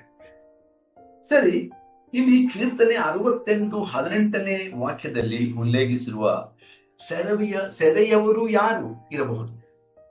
ಓಕೆ, 68, 18 ಕೀರ್ತನೆ, ಸಾಮ್ 68, 18. Who are these captives? ಈ ಸೆರೆಯವರು ಯಾರು? ಹಳೆಯ ಒಡಂಬಡಿಕೆಯಲ್ಲಿ ಅಥವಾ ಹಳೆಯ ಒಡಂಬಡಿಕೆ ಕಾಲದಲ್ಲಿ ಯಜ್ಞದ ಮೂಲಕವಾಗಿ ದೇವರೊಂದಿಗೆ ಒಡಂಬಡಿಕೆಯನ್ನು ಮಾಡಿಕೊಂಡಿದ್ದ ಭಕ್ತರು ಇವರು ಎಂಬುದಾದ ಅಭಿಪ್ರಾಯ ಕೆಲವರಿಗೆ ಇದೆ. ಯಜ್ಞದ ಮೂಲಕವಾಗಿ ದೇವರೊಂದಿಗೆ ಒಡಂಬಡಿಕೆ ಮಾಡಿಕೊಂಡ ಭಕ್ತರ ಆತ್ಮಗಳು ಪಾತಾಳದ ಮೇಲಿನ ಅಂತಸ್ತಿನಲ್ಲಿ ಅಥವಾ ಅಧೋಲೋಕದ ಪರದೈಸೆ ಎಂಬ ಸ್ಥಳಗಳು, ಪರದೈಸಿನಲ್ಲಿ ಕ್ರಿಸ್ತನ ಪುನರುತ್ಥಾನದವರೆಗೆ ವಿಶ್ರಮಿಸಿಕೊಂಡಿದ್ದರು. ಲೂಕನ ಸುವಾರ್ತೆ 23, ಲೂಕನ ಸುವಾರ್ತೆ 23ರಲ್ಲಿ 43ನೇ ವಾಕ್ಯ ನೀವು ಗಮನಿಸಿ. ಈಗ ಈ ವಿಷಯದಲ್ಲಿ ಯಾಕೋಬನು ಕೂಡ ಹೇಳುತ್ತಾನೆ. ಆದಿಕಾಂಡ ಪುಸ್ತಕ 37, 35ರಲ್ಲಿ ಅವನು ಆ ಆ ದರ್ಶನ ನೋಡ್ತಾನೋ ಅದರ ಬಗ್ಗೆ 42ನೇ ಅಧ್ಯಾಯ 38ನೇ ವಚನಾದಿಕಾಂಡ ಹಾಗೂ 44ನೇ ಅಧ್ಯಾಯ 31ನೇ ವಚನ. ಪುರಾತನ ಭಕ್ತನಾದ ಯೋಬನು ಇದರ ಕುರಿತಾಗಿ ಯೋಬನು ತನ್ನ ಪುಸ್ತಕ 14ನೇ ಅಧ್ಯಾಯದ 13ನೇ ವಚನದಲ್ಲಿ ಹೇಳ್ತಾರೆ ಯೋಬನು. ಹಾಗೂ 17ನೇ ಅಧ್ಯಾಯದ 13ನೇ ವಚನದಲ್ಲಿ ಕೂಡ ನಾವು ನೋಡ್ತೇವೆ. ಹೀಗೆ ನಾವು ಹಳೆ ಒಡಂಬಡಿಕೆಯಲ್ಲಿ ಕೂಡ ಇದಕ್ಕೆ ಸ್ವಲ್ಪ ಒಂದು ಏನ್ ಹೇಳ್ತೀರಾ, ಸ್ವಲ್ಪ ಫೌಂಡೇಶನ್, ಇದರ ಹಿನ್ನೆಲೆ ಕುರಿತಾಗಿ ಅಥವಾ ಈ ಒಂದು ವಚನದ ಒಂದು ಹಿನ್ನೆಲೆ ಕುರಿತಾಗಿ ನಾವು ನೋಡುತ್ತೇವೆ. ಹಳೆ ಒಡಂಬಡಿಕೆ ಕಾಲದಲ್ಲಿ, ನ್ಯಾಯಸ್ಥಾಪಕರ ಕಾಲದಲ್ಲಿ ಅಥವಾ ಅರಸರುಗಳ ಕಾಲದಲ್ಲಿ ಎಲ್ಲ ನಾವು ಗಮನಿಸುವುದಾದ್ರೆ, ವೈರಿಗಳನ್ನ ಅವರು ಪರಾಜಯಗೊಳಿಸಿದ ನಂತರ ಆ ರಾಜ್ಯವನ್ನು ವಶಪಡಿಸಿಕೊಂಡಂತ ಅರಸರುಗಳಾಗಬಹುದು, ನ್ಯಾಯಾಧೀಶರಾಗಬಹುದು, ಅವರು ಗಳಿಸಿಕೊಂಡಂತ ಆ ಒಂದು ಕೊಳ್ಳೆಯನ್ನ ಅಥವಾ ವಸ್ತು ಬಗೆಗಳನ್ನ ಮತ್ತು ಜನರನ್ನ, ಕೆಲವೊಮ್ಮೆ ಅವರು ಬಲಿಷ್ಠರನ್ನು, ಕೆಲವೊಮ್ಮೆ ಅರಸರುಗಳನ್ನೇ ಅಥವಾ ಅರಸರ ಕುಟುಂಬದವರನ್ನೇ ಮತ್ತು ಸೈನಿಕರಲ್ಲಿ ಮುಖಂಡರನ್ನ ಹೀಗೆ ಒಂದು ಸೆರೆ ಹಿಡಿದಿರುವುದಾದರೆ ಅವರನ್ನೆಲ್ಲ ಅವರು ಜಯಘೋಷದ ಮೆರವಣಿಗೆಯಲ್ಲಿ ಸಾಗಿಸಿಕೊಂಡು ಹೋಗೋದು ಪದ್ಧತಿಯಾಗಿತ್ತು. ಓಕೆ, ಆಮೇಲೆ ಈ ಒಂದು ಜಯಘೋಷದ ಮೆರವಣಿಗೆ ಅಂತ ನಾವು ಹೇಳಬಹುದು. ಉದಾಹರಣೆಗೆ ನ್ಯಾಯಸ್ಥಾಪಕರ ಪುಸ್ತಕ 5ನೇ ಅಧ್ಯಾಯದ 12ನೇ ವಚನದಲ್ಲಿ ನೋಡ್ರಿ, ಬಾರಕನ ವಿಷಯದಲ್ಲಿ ನಾವು ನೋಡುತ್ತೇವೆ. ಬಾರಾಕನ ವಿಷಯದಲ್ಲಿ, ಬಾರಕನೇ ಹೇಳು, ಅಭಿನೋಮನ ಮಗನೇ, ನೀನು ಸೆರೆ ಹಿಡಿದವರನ್ನು ಸಾಗಿಸಿಕೊಂಡು ಹೋಗು ಎಂಬುದಾಗಿ ಅಲ್ಲಿ ಹಾಡುತ್ತಾರೆ. ಈ ವಾಕ್ಯವನ್ನು ನಾವು ಗಮನಿಸುವಾಗ ಇದು ಹಳೆ ಒಡಂಬಡಿಕೆ ಒಂದು ಪದ್ಧತಿಯಾಗಿತ್ತು. ನೀವು ಇನ್ನೊಂದು ನೋಡೋದಾದ್ರೆ ಯೆಶಾಯನ ಪುಸ್ತಕ 1ನೇ ಅಧ್ಯಾಯ 2ನೇ ವಚನದಲ್ಲಿ ನಾವು ಗಮನಿಸುವಾಗ ಇದೇ ಸಮಾಂತರವಾದ ಈ ಸತ್ಯವನ್ನು ನಾವು ಪುನಃ ಅಲ್ಲಿ ನಾವು ಇಲ್ಲಿದ ಪ್ರಸ್ತಾವನೆಯನ್ನು ಸಂಕ್ಷಿಪ್ತವಾಗಿ ಹೇಳುವುದಾದ್ರೆ, ನಮ್ಮ ಕರ್ತನಾದ ಯೇಸು ಕ್ರಿಸ್ತನು ತಾನು ಮರಣವನ್ನು ಜಯಿಸಿದ ನಂತರ, ಮಾನವರಾದ ನಮ್ಮೆಲ್ಲರ ಪಾಪ ಪರಿಹಾರಕ್ಕೋಸ್ಕರವಾಗಿ ಶಿಲುಬೆಯಲ್ಲಿ ನಮಗೋಸ್ಕರವಾಗಿ ಪ್ರಾಣದಾನ ಮಾಡಿದ ನಂತರ ಸಮಾಧಿ ಮಾಡಲ್ಪಟ್ಟನಲ್ವಾ, ಆತನು 3 ದಿನಗಳ ಕಾಲ ಸಮಾಧಿ ಒಳಗಡೆ ಇದ್ದನು, ಭೂಗರ್ಭದೊಳಗೆ ಇದ್ದನು, ಸಮಾಧಿಯೊಳಗಡೆ ಇದ್ದನು. ಆ ಸಮಯದಲ್ಲಿ ಆತನ ಶರೀರವು ಜೀರ್ಣವಾಗಲಿಲ್ಲ ಅಥವಾ ಆತನ ಶರೀರವು ಕೊಳತು ಹೋಗಲಿಲ್ಲ, ಹುಳ ಬೀಳಲಿಲ್ಲ. ಸತ್ತದು ನಿಜ, ಆದರೆ ಈ ಸತ್ತು ಸಮಾಧಿ ಮಾಡಲ್ಪಟ್ಟ ನಂತರ ಕರ್ತನಾದ ಯೇಸು ಎಲ್ಲಿ ಹೋದನು ಅದರ ಕುರಿತಾಗಿ ನಾವು ಇಲ್ಲಿ ಗಮನಿಸ್ತೇವೆ ನೋಡಿ.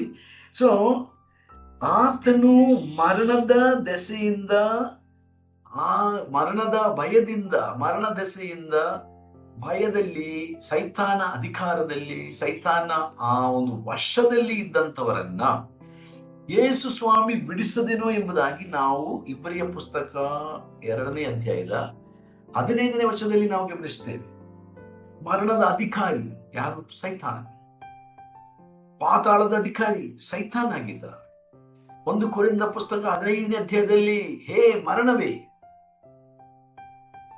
ಹೇ ಪಾತಾಳವೇ, ನಿಮ್ಮ ಜಯವೆಲ್ಲಿ, ನಿನ್ನ ಕೊಂಡಿಯಲ್ಲಿ, ನಿನ್ನ ವಿಷ ಎಲ್ಲಿ? ಹೀಗೆಲ್ಲ ಪೌಲ ಕೇಳ್ತಾನೆ. ಸೊ ಅವೆಲ್ಲವನ್ನು ಹಾಳು ಮಾಡಿ, ಅವೆಲ್ಲವನ್ನು ನಾಶಗೊಳಿಸಿ ಜಯವನ್ನು ಸಾಧಿಸಿದ ಯೇಸು ಕ್ರಿಸ್ತನ ಕುರಿತಾಗಿ ಅಲ್ಲಿ ಪೌಲ ಪುನಃ ಹೇಳುತ್ತಾನೆ 15ನೇ 1 ಕೊರಿಂಥ. ಸೊ ಈಗ ಮರಣದ ಮತ್ತು ಪಾತಾಳದ ಬೀಗದ ಕೈಗಳನ್ನು ಯೇಸು ಸ್ವಾಮಿ ಹೊಂದಿದ್ದನು.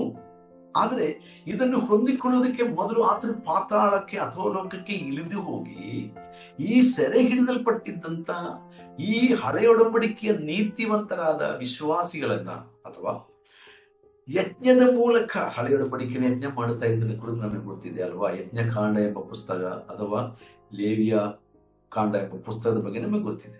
ಅದರಲ್ಲಿ ಎಲ್ಲಾ ತರಹದ ಯಜ್ಞಗಳ ಕುರಿತಾಗಿ ದೇವರು ಮೋಶೆ ಮೂಲಕವಾಗಿ ತಿಳಿಸಿದರು. ಈ ಯಜ್ಞವೆಲ್ಲವೂ ಇಸ್ರಾಯೇಲರು ಮಾಡುತ್ತಾ ಬಂದಿದ್ರು.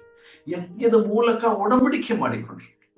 ಹಾಗೆ ಒಡಂಬಡಿಕೆ ಮಾಡಿಕೊಂಡಂತ ಇಸ್ರಾಯೇಲಿಯರು ಹೇಬೇಲಿನ ಸಮಯದಿಂದ ಹಿಡಿದು ಅಂತ ಹೇಳೋಣ. ಹೇಬೇಲಿ ಮೊಟ್ಟ ಮೊದಲನೆಯ ಯಜ್ಞಾಭ್ಯರ್ಥಿ ಅಲ್ವಾ. ಮೊಟ್ಟ ಮೊದಲು ಯಜ್ಞ ಮಾಡಿದವನು ಹೇಬೇಲನು. ಆ ಒಂದು ಯಜ್ಞದ ನಿಮಿತ್ತವಾಗಿ, ದೇವರೊಟ್ಟಿಗೆ ಅವನು ಮಾಡಿಕೊಂಡ ಒಡಂಬಡಿಕೆ ನಿಮಿತ್ತವಾಗಿ ಅವನು ತನ್ನ ಜೀವನ್ನೇ ಕಳ್ಕೊಳ್ಬೇಕಾಗಿತ್ತು ಅಲ್ವಾ? ತಂದೆಯಾದ ದೇವರೊಟ್ಟಿಗೆ ಒಡಂಬಡಿಕೆ ಮಾಡಿಕೊಂಡ ಮಗನು ತನ್ನ ಜೀವನ ಕಳ್ಕೊಬೇಕಾಗಿತ್ತು. ಇವತ್ತು ಅನೇಕರು ತಂದೆಯೊಟ್ಟಿಗೆ ಒಡಂಬಡಿಕೆ ಮಾಡಿಕೊಳ್ತಾ ಇಲ್ಲ. ಅದಕ್ಕೆ ನಾವೆಲ್ಲ ಕೆಲವೊಮ್ಮೆ ಉಳಿದಿದ್ದೀವಿ. ಅಥವಾ ನಾವು ದೇಹದಲ್ಲಿ ನಾವು ಯೇಸು ಸ್ವಾಮಿ ಅನುಭವಿಸಿದಷ್ಟು ಕಷ್ಟಗಳು, ಹಿಂಸೆಗಳು ಅನುಭವಿಸುವಂತ ಪಾಲಿಗೆ ಬಂದಿಲ್ಲ. ನಾವು ಸಂಪೂರ್ಣವಾಗಿ ದೇವರಿಗೆ ಯಜ್ಞದೊಟ್ಟಿಗೆ ಅಥವಾ ಕರ್ತನಾದ ಯೇಸು ಕ್ರಿಸ್ತನ ಯಜ್ಞಕ್ಕೆ ನಮ್ಮನ್ನು ವಿಧೇಯಪಡಿಸಿಕೊಳ್ಳುವುದಾಗಿದ್ದರೆ ಕೆಲವೊಮ್ಮೆ ನಮ್ಮ ಜೀವ ನಾವು ಕಳ್ಕೋಬೇಕಾಗ್ತದೆ. ಅಥವಾ ನಾವು ಇದರಿಂದ ನಾವು ಕೈಬಿಡಲ್ಪಡಬೇಕಾಗ್ತದೆ, ನಾವು ಹೀಯಾಳಿಸಲ್ಪಡಬೇಕಾಗ್ತದೆ, ನಾವು ಹಿಂಸೆಗೆ ಒಳಗಾಗಬೇಕಾಗ್ತದೆ. ಇವತ್ತು ಕ್ರೈಸ್ತ ಸಮುದಾಯವು, ಕ್ರೈಸ್ತ ಸಮಾಜವು, ದೇವ ಜನರು ಲೋಕಾದ್ಯಂತ ಅನೇಕರು ಹಿಂಸೆಗೆ ಒಳಗಾಗ್ತಾ ಇದ್ದಾರೆ. ನಮ್ಮ ದೇಶದಲ್ಲಿ ಮಾತ್ರವಲ್ಲ, ಅನೇಕರು ಜನರು, ಅನೇಕ ಭಕ್ತರುಗಳು ಕೇವಲ ಕ್ರಿಸ್ತ ನಂಬಿಕೆಯುಳ್ಳವರು ಎಂಬ ಒಂದೇ ನೆಪಕ್ಕೆ ಅವರು ಜೈಲೊಳಗೆ ಹಾಕಲ್ಪಡುತ್ತಿದ್ದಾರೆ. ಅವರ ಮನೆಗಳು ಬೆಂಕಿಗೆ ಆಗ್ತಾ ಇದೆ, ಅವರ ಮಕ್ಕಳನ್ನು ಅವರು ಕೊಲೆಗೊಳಿತಾ ಇದ್ದಾರೆ, ಅವರ ಹೆಂಗಸರನ್ನ ಅವರು ರೇಪ್ ಮಾಡುತ್ತಾ ಇದ್ದಾರೆ. ಓಕೆ, ಈ ರೀತಿಯಾಗಿ ಜಗತ್ತಿನಾದ್ಯಂತ ಅಥವಾ ಅವರೆಲ್ಲರೂ ಅನೇಕ ಕ್ರೈಸ್ತರನ್ನ ಗುಂಡಿಕ್ಕಿ ಸಾಯಿಸ್ತಾ ಇದ್ದಾರೆ. ನೈಜೀರಿಯಾದಲ್ಲಿ ಮತ್ತು ಬೇರೆ ಬೇರೆ ದೇಶಗಳಲ್ಲಿ, ಭಾರತದಲ್ಲಿ, ಯುಪಿಯಲ್ಲಿ, ಉತ್ತರಾಖಂಡ್,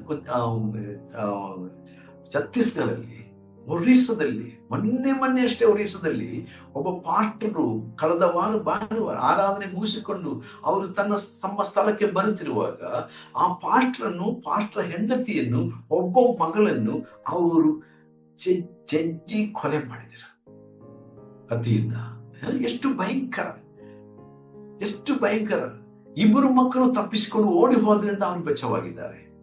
ಆದರೆ ತಂದೆಯನ್ನು, ಪಾಸ್ಟರ್ ಹೆಂಡತಿಯವರನ್ನು, ಒಬ್ಬ ಮಗಳನ್ನು ಅವರು ಹಗ್ಗಲೊತ್ತಿನಲ್ಲಿ ಅವರು ಕೊಲೆ ಮಾಡುವುದು. ಸೊ ಪ್ರಿಯ ದೇವ ಜನರೇ, ಇವತ್ತು ನಮ್ಮ ದೇಶದಲ್ಲಿಯೂ ಕೂಡ ಎಷ್ಟೋ ಜನರು ಸುಮಾರು 150ರಷ್ಟು ಜನರು ಮತಾಂತರ ಎಂಬ ಆ ನೆಪದಲ್ಲಿ, ಮತಾಂತರ ಕಾಯ್ದೆ ಉಲ್ಲಂಘಿಸಿದರು ಎಂಬ ನೆಪದಲ್ಲಿ ಇವತ್ತು ಯುಪಿಯಲ್ಲಿ ಮತ್ತು ಬೇರೆ ಕಡೆಗಳಲ್ಲಿ ಜೈಲಿನಲ್ಲಿ ಇದ್ದಾರೆ. ಒಬ್ಬ ಗರ್ಭಿಣಿ ಸಹೋದರಿಯನ್ನ, 3 ತಿಂಗಳು ಗರ್ಭವತಿಯಾಗಿರುವಂತಹ ಸಹೋದರಿಯನ್ನ ಮತ್ತು ಆಕೆಯ ತಾಯಿಯನ್ನ, ಆಕೆಯ 13 ತಿಂಗಳಿನ ಮಗುವನ್ನು ಕೂಡ, ಅಥವಾ 1.5 ವಯಸ್ಸು ಕೂಡ ಇಲ್ಲ, ಅವರನ್ನೊಟ್ಟಿಗೆ ಜೈಲೊಳಗೆ ಹಾಕಿದ್ದಾರೆ. ಇವತ್ತು ಕ್ರಿಸ್ತ ನಂಬಿಕೆ ನಿಮಿತ್ತವಾಗಿ ಅಥವಾ ಯೇಸು ಕ್ರಿಸ್ತನ ಯಜ್ಞದಲ್ಲಿ ನಂಬಿಕೆ ಇಟ್ಟು ಒಡಂಬಡಿಕೆಯನ್ನು, ಸ್ವಾಮಿ ನಾನು ನಿನ್ನ ಮಗಳು, ನಿನ್ನ ಮಗನು, ನಿನ್ನನ್ನು ನಾನು ಹಿಂಬಾಲಿಸ್ತೇನೆ, ನಿನಗಾಗಿ ಜೀವಿಸ್ತೇನೆ ಎಂಬುದಾಗಿ ನಾವು ದೇವರೊಟ್ಟಿಗೆ ಒಡಂಬಡಿಕೆಯನ್ನು ಮಾಡಿಕೊಂಡದ್ದರಿಂದ ಇವತ್ತು ಎಷ್ಟೋ ಜನರು ಆ ಶಿಲುಬೆಯ ಆ ಅನುಭವವನ್ನು ಇವತ್ತು ಅನುಭವಿಸ್ತಾ ಇದ್ದಾರೆ. ಆದರೆ ದೇವರಿಗೆ ಸ್ತೋತ್ರವಾಗಲಿ, ನಾವು ಒಂಟಿಗಿರಲ್ಲ, ನಾನು ನಿಮ್ಮ ಸಂಗಡ ಇದ್ದೇನೆ ಎಂದು ಹೇಳಿದ ಸ್ವಾಮಿ, ನಿಮ್ಮ ಜೊತೆಯಲ್ಲಿ ನಾನಿದ್ದೇನೆ. ಹಾಲೆಲೂಯ್ಯ. ಆ ಕರ್ತನು ನಮ್ಮ ಸಂಗಡ ಇದ್ದಾನೆ. ಸ್ವಾಮಿ ಸೆರೆಮನೆಯೊಳಗಡೆ ಆತನು ಸೆರೆಯೇ ಇಳಿದನು ಎಂಬುದಾಗಿ ನಾವು ನೋಡುವಾಗ, ಆತನು ಪುನರುತ್ಥಾನ ಹೊಂದುವುದಕ್ಕೆ ಮುಂಚೆ ಆ 3 ದಿನಗಳ ಕಾಲದಲ್ಲಿ ಆತನು ಸಮಾಧಿಯಿಂದ ಅಧೋಲೋಕಕ್ಕೆ, ಪರದೈಸಿಗೆ ಇಳಿದನು. ಅಲ್ಲಿ ಸೆರೆಯಲ್ಲಿ ಇದ್ದಂತ ಸೈತಾನ ಆಧಿಪತ್ಯದಲ್ಲಿ ಇದ್ದಂತ ನೀತಿವಂತರ ಆತ್ಮಗಳನ್ನ ಬಿಡುಗಡೆಗೊಳಿಸಿಕೊಂಡು ಆತನು ಪರಲೋಕಕ್ಕೆ ಆತನು ಏರಿ ಹೋದನು ಎಂಬುದಾಗಿ ನಾವು ಗಮನಿಸ್ತೇವೆ. ನೋಡ್ರಿ, ಸೊ ಪಾತಾಳದ ಬೀಗದ ಕೈ ನನ್ನ ಹತ್ರ ಇದೆ ಎಂಬುದಾಗಿ ಸ್ವಾಮಿ ಹೇಳುತ್ತಾನೆ ಮತ್ತಾಯ ಸುವಾರ್ತೆ 22ನೇ ಅಧ್ಯಾಯದಲ್ಲಿ. ಹಲ್ಲೆಲೂಯಾ. ನೋಡ್ರಿ, ಅಲ್ಲಿ ಸ್ವಾಮಿ ಹೇಳಿದ ಮಾತು. ಓಕೆ, ಪರಲೋಕಕ್ಕೆ ಏರಿ ಹೋಗೋದಕ್ಕೆ ಬಂದ್ರೆ ಆತನು ತನ್ನ ಶಿಷ್ಯರೊಟ್ಟಿಗೆ 40 ದಿವಸಗಳು ಸಂಚರಿಸಿ ನಂತರ ಸ್ವರ್ಗಕ್ಕೆ ಏರಿ ಹೋಗೋದಕ್ಕೆ ಮುಂಚೆ ಆತನು ಹೇಳಿದ ಮಾತು ಮತ್ತಾಯ ಸುವಾರ್ತೆ 22ನೇ ಅಧ್ಯಾಯದಲ್ಲಿ. ಭೂಲೋಕದಲ್ಲಿಯೂ ಪರಲೋಕದಲ್ಲಿ ಎಲ್ಲ ಅಧಿಕಾರವು ನನಗೆ ಕೊಡಲ್ಪಟ್ಟದೆ. ಪರಲೋಕದ ಬೀಗದ ಕೈ, ಪಾತಾಳದ ಬೀಗದ ಕೈ ನನ್ನ ವಶದಲ್ಲಿ ಇದೆ, ನನಗೆ ಎಲ್ಲ ಅಧಿಕಾರವು ಕೊಡಲ್ಪಟ್ಟದೆ. ದೇವರಿಗೆ ಸ್ತೋತ್ರ. ಸೊ ಅಪೊಸ್ತಲ ಕೃತ್ಯಗಳು ಇಲ್ಲಿ 2ನೇ ಅಧ್ಯಾಯದಲ್ಲಿ ನಾವು ಗಮನಿಸುವಾಗ ಆತನು ಸಭೆಯನ್ನು ಕಲಿಸಿಕೊಡೋದರ ಕುರಿತಾಗಿ ನಾವು ನೋಡುತ್ತೇವೆ. ಆತನು ತನ್ನ ಶಿಷ್ಯರನ್ನ ಪರಲೋಕಕ್ಕೆ ಆತನು ಏರಿ ಹೋಗೋದಕ್ಕೆ ಮುಂಚೆ ಆತನು ತನ್ನ ಜನರನ್ನ, ತನ್ನ ಭಕ್ತರನ್ನ, ಶಿಷ್ಯರನ್ನ ಆತನು ಆ ಒಲಿವ್ ಬೆಟ್ಟಕ್ಕೆ ಕರ್ಕೊಂಡು ಹೋಗ್ತಾನೆ.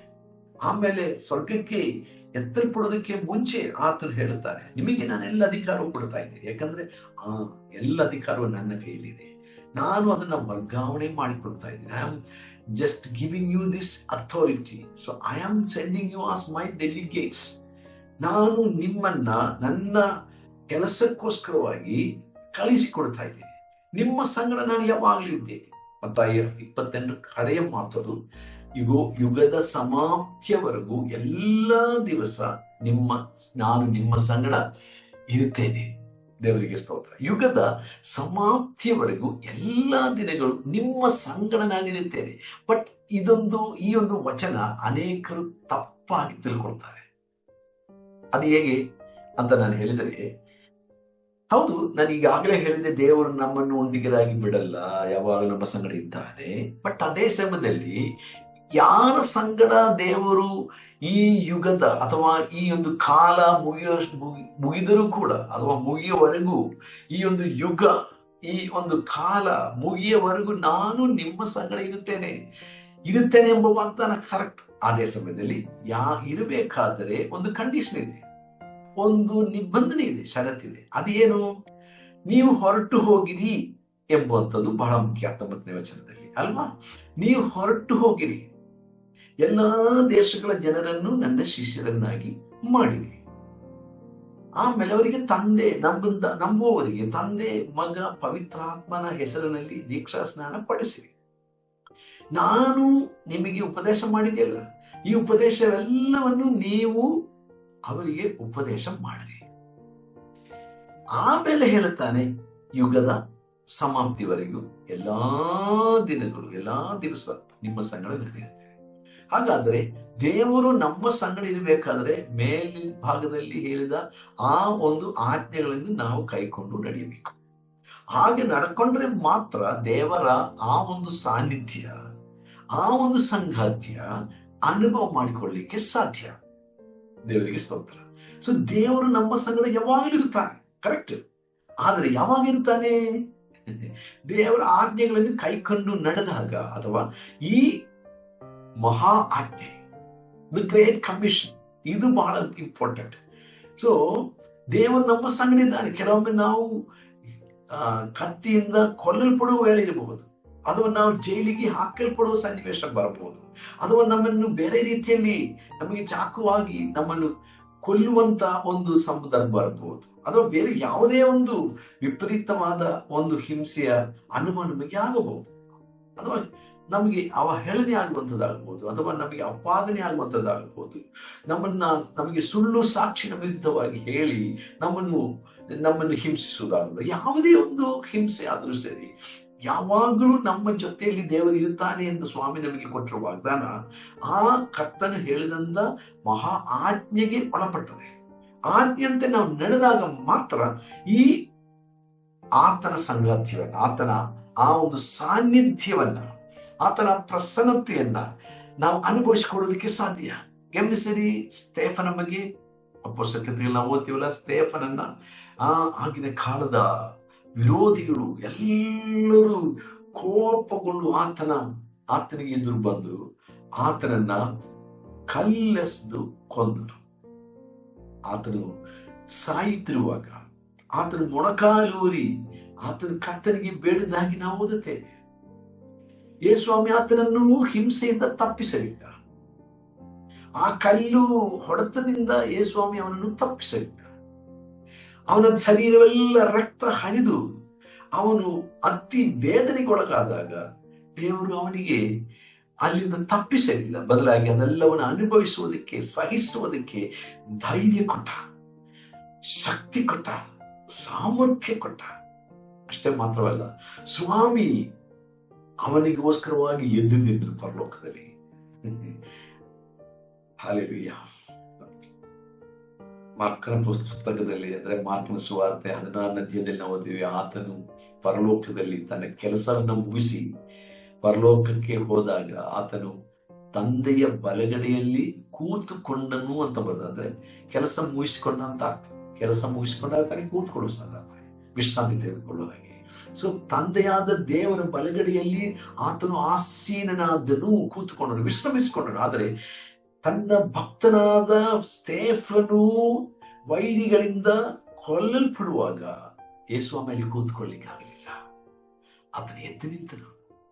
ದೇವ ಜನರೇ, ನಮಗೆ ಒಂದು ಕಷ್ಟ, ನಾವು ಕಷ್ಟಕ್ಕೆ ಒಳಗಾಗಿ, ನಾವು ದುಃಖಕ್ಕೆ ಒಳಗಾಗಿ ಸುವಾರ್ತೆ ನಿಮಿತ್ತ, ಕರ್ತನ ಯೇಸುವಿನ ಹೆಸರಿನ ನಿಮಿತ್ತ, ಆತನ ಆಜ್ಞೆಗಳನ್ನು ಕೈಕೊಂಡು ನಡೆಯುವುದರ ನಿಮಿತ್ತವಾಗಿ ನಾವು ಇಂಥ ಒಂದು ಸನ್ನಿವೇಶಗಳನ್ನು ದಾಟುವಾಗ, ಹಾಲೆಲೂಯ, ಕರ್ತನು ಕೂತ್ಕೊಳ್ಳೋದಿಲ್ಲ, ಆತನ ಎದ್ದು ನಿಲ್ತಾನೆ.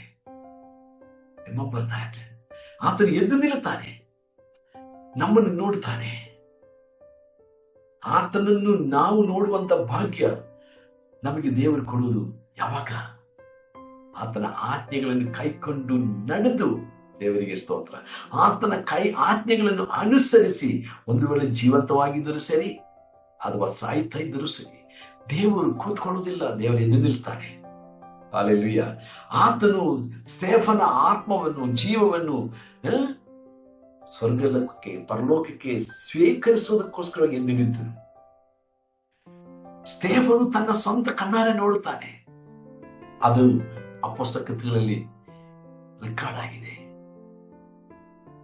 ಎದ್ದು ನಿಲ್ಲುವ ಯೇಸುವನ್ನು, ಪುನರುತ್ಥಾನ ಹೊಂದಿದ ಯೇಸುವನ್ನು ಸ್ಟೇಫನು ನೋಡುತ್ತಾನೆ. ನಾವು ನಂಬಿರುವಂತ ಯೇಸು, ಆತನು ಜೀವಿಸ್ತಾ ಇದ್ದಾನೆ. ಹಾಲೆಲೂಯ, ದೇವರಿಗೆ ಸ್ತೋತ್ರವಾಗಿದೆ. ಆತನು ಜೀವಿಸ್ತಾ ಇದ್ದಾನೆ. ಈ ಒಂದು ರಾತ್ರಿ ವೇಳೆಯಲ್ಲಿ ಕೂಡ ನನ್ನ ಸ್ವರವನ್ನು ಆಲಿಸುತ್ತಿರುವ ನನ್ನ ಪ್ರೀತಿಯ ಜೊತೆ ಸೇವಕರೇ, ವಿಶ್ವಾಸಿಯೇ, ನಮ್ಮ ಕರ್ತನು ನಮಗೋಸ್ಕರವಾಗಿ ಎದ್ದು ನಿಲ್ತಾನೆ. ಯಾವಾಗ? ಆತನ ಆಜ್ಞೆಗಳನ್ನು ನಾವು ಕೈಕೊಂಡು ನಡೆಯುವಾಗ. ಅಷ್ಟೇ ಮಾತ್ರವಲ್ಲ, ಆತನ ಸಾನ್ನಿಧ್ಯವನ್ನು ಆವಾಗ ನಾವು ಅನುಭವಿಸುವುದಕ್ಕೆ ಸಾಧ್ಯ. ನಾನು ಇನ್ನೊಂದು ಉದಾಹರಣೆ ಹೇಳಿಬಿಟ್ಟು ನಾನು ಮುಕ್ತಾಯಗೊಳಿಸ್ತೇನೆ. ಕರ್ತನಾದ ಯೇಸು ಸ್ವಾಮಿ ದೀಕ್ಷಾ ಸ್ನಾನ ಮಾಡಿಸ್ಕೊಂಡ ಅಲ್ವಾ? ನಿಮಗೆ ಗೊತ್ತಿದೆ, ಮತ್ತಾಯ ಸುವಾರ್ತೆಯಲ್ಲಿ 3ನೇ ಅಧ್ಯಾಯದಲ್ಲಿ ಆತನಿಗೆ ದೀಕ್ಷಾ ಸ್ನಾನ ಮಾಡಿಸ್ಕೊಂಡಾಗ ಪರಲೋಕದಿಂದ ಆಶ್ಚರ್ಯ ಆಯಿತು, ಅಥವಾ ಪರಲೋಕದಿಂದ ತಂದೆಯಾದ ದೇವರು ಮಾತಾಡಿದರು, ನನ್ನ ಪ್ರಿಯನಾಗಿರುವ ಕುಮಾರ, ಅಥವಾ ನಾನು ಮೆಚ್ಚುವ ನನ್ನ ಕುಮಾರನು, ನನಗೆ ಮೆಚ್ಚುಗೆಯಾಗಿದೆ, ನನಗೆ ಸಂತೋಷವಾಗಿದೆ. ತಂದೆ ಯಾವಾಗ ಹೇಳಿದ್ದು? ಅದಕ್ಕೆ ಮುಂಚೆ ತಂದೆಯಾದ ದೇವರು ತನ್ನ ಮಗನ ಕುರಿತಾಗಿ ಹೇಳಲಿಲ್ಲ. ಇದೇ ಮೊಟ್ಟ ಮೊದಲು ಹೇಳಿರುವುದು.